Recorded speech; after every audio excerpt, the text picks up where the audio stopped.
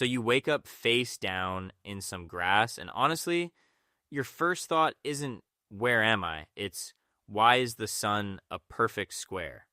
That's the detail that gets you, not the amnesia, not the fact that you have no idea who you are or how you got here.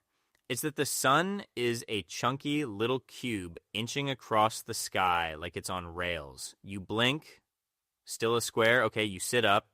There's a tree in front of you, a nice blocky tree with leaves that look like green cauliflower. And you don't know why, but you walk up to it and you punch it. You punch a tree with your bare fist like a lunatic. And it breaks. Not breaks like your hand shatters and you scream. It breaks like the wood just pops loose. A neat little cube of trunk floats there for a second, spinning, and then zips into your hand like a magnet found it. And you're holding wood now. You didn't pick it up, you just have it. So that's the moment you realize the rules here are different. Deeply different. You keep punching. The whole tree comes apart in tidy chunks, and the leaves stay floating in the air like nothing's wrong, and you just stand there holding a fistful of lumber going, well, all right then. The sun's already dropping, and something in the back of your brain, some instinct you definitely didn't have 5 minutes ago, goes, it gets bad at night. You don't know how you know that. You just know. So you start building. And here's the thing nobody warns you about. Your hands know things your head doesn't.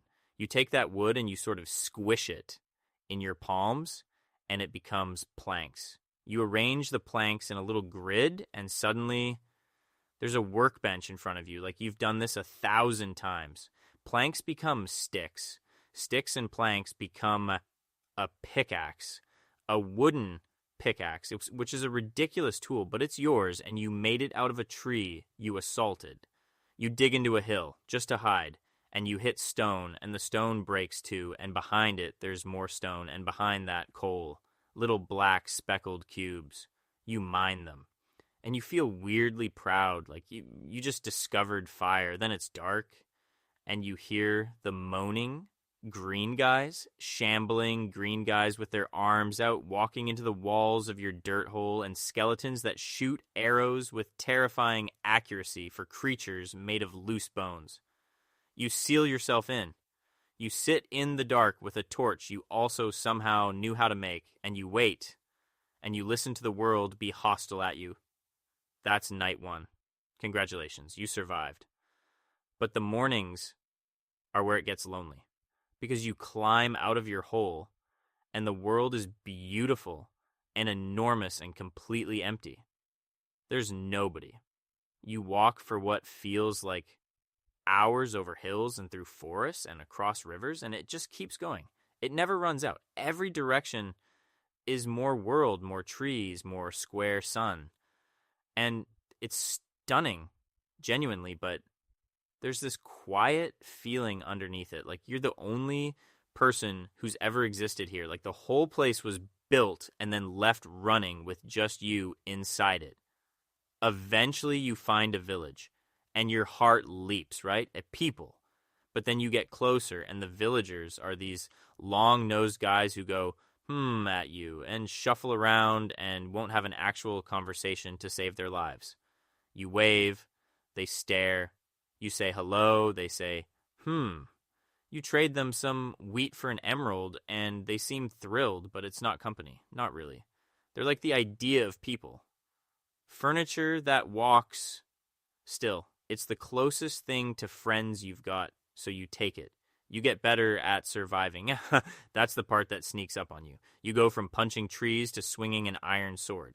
You dig deep, deeper than makes sense, past the coal and iron down to where the stone glows orange from lava, and down there, tucked into the dark, you find something built.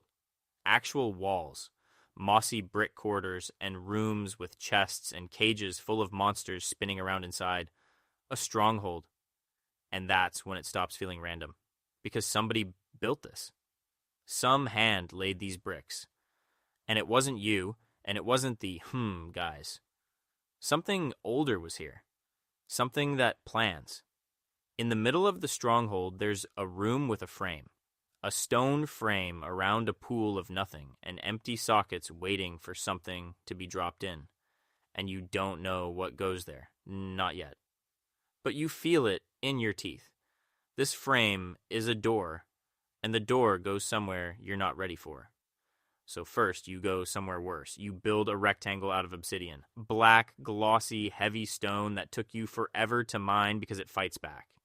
You set the inside on fire, and the fire doesn't spread and it doesn't go out. It just hangs there in the frame, purple and shimmering, and it makes a sound like the inside of a seashell.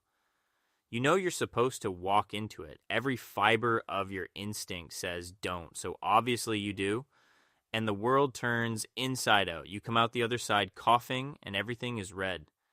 A cave the size of a sky, full of lava oceans, and floating islands of dead-looking dirt. The air is hot enough to taste. Things fly here. Ghostly white things that cry like babies and spit fireballs at you from across the room. Pigmen with swords who don't like you standing near them. Everything in this place wants you gone. But there's stuff here you need. There always is. That's how it works. Every place that wants to kill you also has the exact thing the next place requires. It's almost funny. The world hates you and hands you tools in the same breath. So you gather what you came for, you hunt down these pearls, and you mix them with stuff, and you make the little green eyes that go in the stronghold frame, the ones the empty sockets were waiting for.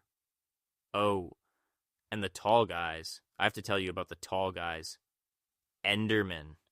Black and skinny, and about 9 feet of pure leave me alone. They wander around, picking up blocks and moving them for no reason anyone could explain. And the one rule, the only rule, is you do not look them in the eyes. You glance at one, you make eye contact for half a second, and it locks up. Freezes. Opens its mouth in this awful scream and comes for you, teleporting, blinking closer and closer no matter how fast you run. So you learn to look at the ground. You learn to be polite to the void. That's a normal skill you have now. Anyway, you take your eyes back to the stronghold, you drop them in the sockets, and the pool of nothing turns into a window full of stars, and you jump in. The end. There's no better name for it. You're standing on a floating island of pale stone in the middle of absolute black. No sun, no moon, no sky. Just dark forever in every direction. So total, it doesn't even feel like night. It feels like before anything. Tall pillars rise up around you with crystals burning on top. And the ground goes on for a while and then just stops, and past the edge, there's nothing. Fall off and you fall forever. And there's a dragon. She circles the pillars, huge, black, silent, except for the beat of her wings. And she doesn't roar at you or announce herself or do any of the things a monster should do. She just guards round and round, like she's been doing it since before there was a you to watch her do it. And you get the strangest feeling standing there, that she's not angry. She's tired. She's protecting something. And she's been protecting it alone for longer than the concept of long can hold. You fight her. Of course you do. You've come all this way, and it's brutal and it takes everything. And when she finally falls, she doesn't die like a thing dying. She comes apart into light, beams of it pouring up into the black. And then a portal opens where she was. And you look at it, this little doorway humming at the edge of the end of everything. And that's when it hits you. You've done this before, not this exact run. But this. The waking up in the grass, the punching the tree, the dirt hole, the village, the red cave, the tall guys, the dragon made of light. You felt every one of these moments before, like a song you didn't know you knew the words to, because the world doesn't end when you reach the end. It folds back, it starts again, new trees, new hills, new square sun, and a guy waking up face down in the grass with no memory. And maybe that guy is you. Maybe he's always you. Or maybe you're not Steve at all. Maybe Steve is just the name for the one mind quiet enough, awake enough, to finally notice the world has been humming the same tune on a loop this whole time. Either way, the grass is soft, the sun's a perfect square. And honestly, you could go for punching a tree.